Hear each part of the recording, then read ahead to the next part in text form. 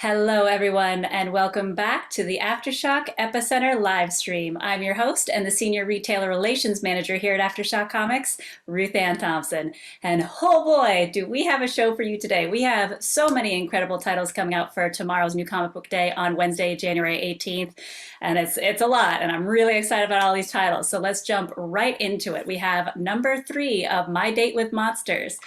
But first, I'm sorry, I already skipped one. We have so many. We have Heathens, number 3. I have my producer laughing in my ear. Hello, Nathan Duncan. Welcome, welcome. All right, so backing this up, we have Heathens, number 3. This is the very fun story from Cullen Bunn and Heath Armando with beautiful artwork from Sammy Kivella. If you haven't seen this artwork yet, it's so fun. Every single page feels like a painting. And so this is deep in the afterlife. The once unstoppable baddies across history are trying to earn their eternal freedom by capturing escaped evil souls as the Heathens. But now they threaten to return to their villainous ways, destroying any chance to kill Jack the Ripper and force him back into hell in the process. So will they finally turn on each other and turn back to their evil ways, or will they actually finish this mission and finally get one step closer to their own freedom? I don't know. You'll have to watch.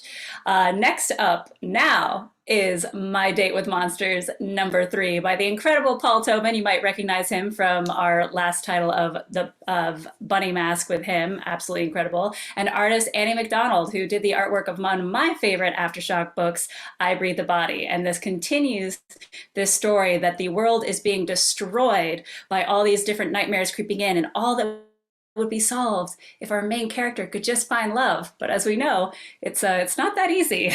whether or not you're fighting monsters or trying to find the love of your life, it's not an easy battle to win. So we left off in issue 2 with quite a lot going on. Machi is being strangled by something unseen. Croak meets a fox woman, and Risa goes on a string of terrible dates.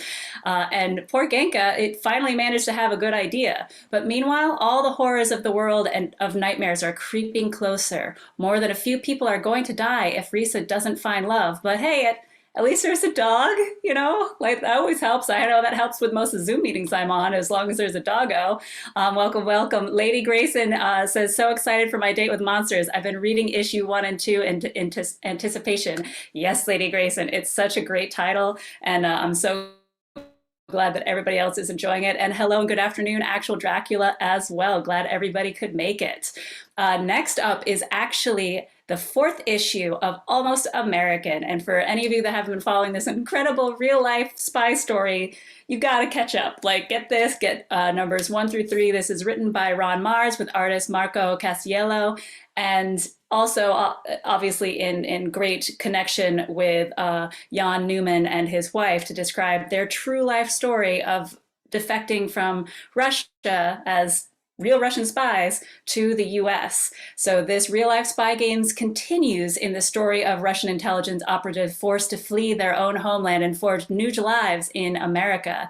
As the Newmans struggle to settle into their new identities in the Pacific Northwest, they realize an assassin is stalking them. And this really happened to them. It's crazy. It's so cool. I mean, it was terrifying while interviewing Jan. If you guys missed the happy hour, it's still available on all of our streaming platforms. But man, every time I talk to the dude, I'm afraid my phone is going to get tapped or I'm going to get a knock at the door or something. It's incredible. So if you love spy stories, especially the real ones, I cannot suggest Almost American enough. Next up is the final issue of Search for Hugh, and this is such an incredible mashup of very different generations long of different cultures that I've never seen before, and it's so great. This is written in conjunction with John Tsui and Steve Orlando with the artist Rubine, who I got to meet at C2E2, and he's so lovely. We actually have a great interview with him about this, and we're going to plug that for the trade paperback as soon as it's ready. But if you missed this title, I highly suggest picking it up now and getting the rest of the issues. So this continues Aaron Sui, who came to China to avenge his family against his family, diving into a generations-long feud that caught him and his parents in the crossfire.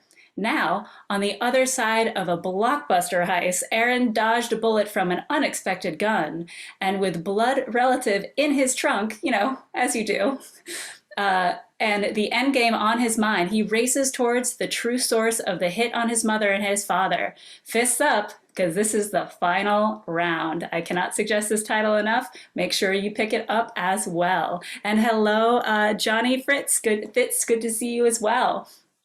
Now we have two incredible trade paperbacks that are also available at your local comic book store for tomorrow's new comic book day, starting with Miles to Go trade paperback. This is the complete series by B. Claymore with artist Stefan Molnar, and it's so good. If any of you like The Professional or any stories about just badass trained female assassins, I absolutely love this. This is almost like the next generation after and what happens, because murder runs in the family in this story. Amara Bishop is a newly single mother with a long buried past.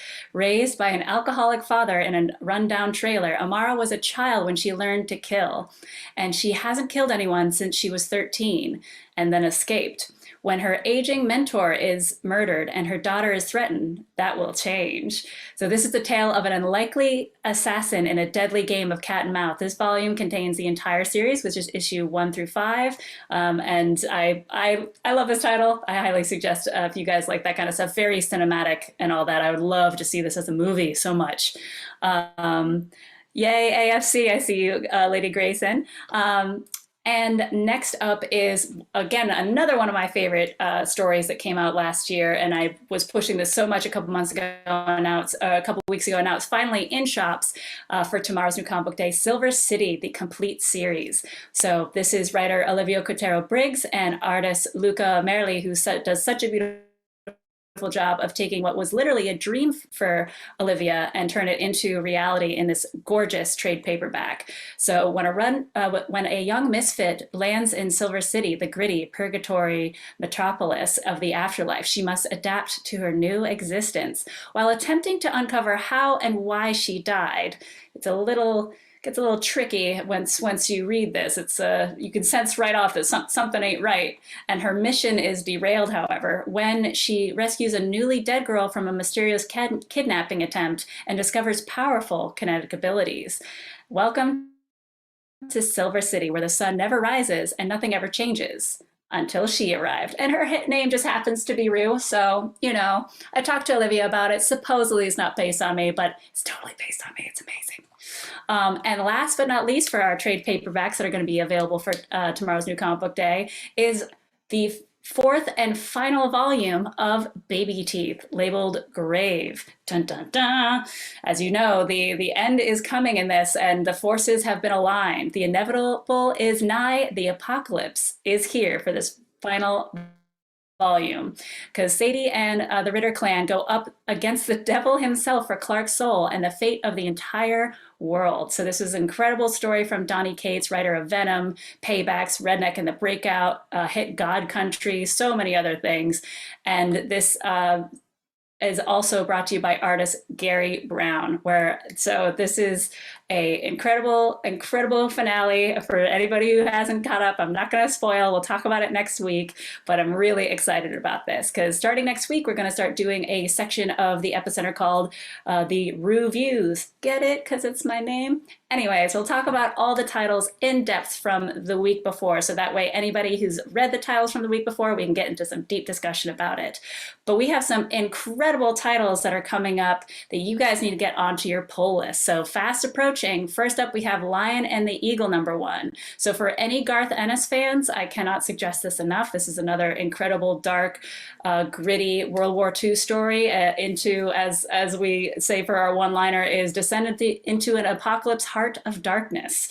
So, it's not the most uplifting stuff, but had a great talk with Garth at C2E2, and he described the reason that he loves telling World War stories within the comic book format is that you can get a lot more into the story than you can sometimes with film TV because there's too much budget involved and that kind of stuff. So we are absolutely honored to have yet another incredible title from him and the artist PJ Holden. Just beautiful stuff. So make sure that you get to your local comic book shop before January 24th, because that's going to be the order deadline for that, as well as Cross to Bear #4. So this continues the story of the people who are swearing to chase down Jack the Ripper at the ends of the earth. And nobody mentioned Tombstone, Arizona, because where else would a deadly murderer hide than the Wild West, where a lot of death happens and nobody seems to catch him.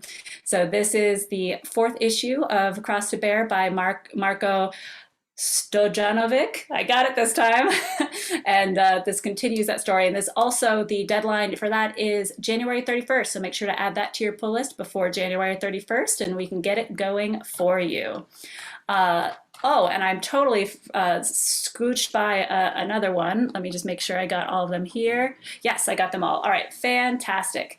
So in case you guys missed it, we had an incredible new announcement today. I'm very excited. We have Kaiju Score Volume 2 on the way. So this continues the story that's basically a Quentin Tarantino heist with a Godzilla movie put together, because what better way to have a robbery than to time it out when you know, or think you know, at least one kaiju is going to attack. So this expands the universe even more. It follows Michelle, who's back.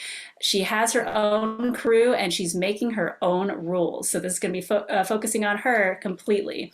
And unfortunately, her tendency for getting into hot water remains, and her involvement in that now infamous job in Florida known as the Kaiju Score is haunting her in many different ways. It's about to put her on a collision course with a new job, new characters, and of course, new monsters. And while talking to the incredible artist Rem Brew, he said that since this is his first time drawing kaiju for the first volume, the artwork as well as the kaiju have kind of evolved for this. Without any spoilers, I say nothing more. And of course, this is written by James Patrick, who is just incredible. We love all the stuff he's done with us, which is Campese, the Dragon Incident. You might also know him from Grim Fairy Tales, Death Comes to a Dillinger, and Monsters of Jimmy Crumb. He's done such incredible work. We love this. We're so excited. We're so excited for the movie because the Gunn brothers are finishing up the scripts as we speak for Sony Pictures. So very excited. Yes, Lady Grayson, look at that cover. It's so fantastic. I'm so excited. And thank you all so much for joining us. We are still looking for another ambassador in Long Island, New York. So if anybody you know, or if you happen to live in Long Island, New York, we are looking for another ambassador. We have had a great one there, but he moved, so we're looking for somebody else to be able to visit shops every month. We bring them promotional materials, and you guys get to keep the promotional materials too, as well as our world famous ambassador variant covers for title every month, including so much more awesome stuff. So if you or somebody you know lives in Long Island, New York, please apply today, and that way we can get you started as soon as possible. As always, thank you so much for watching. We're really excited. We're going to be bringing back the AfterShock Happy Hour and Live Sale starting on in February, so keep your eye for that. Stay safe out there, everybody. Wash your hands, wear your masks, keep your distance, and only read dangerously. We'll see you all next week. Bye now.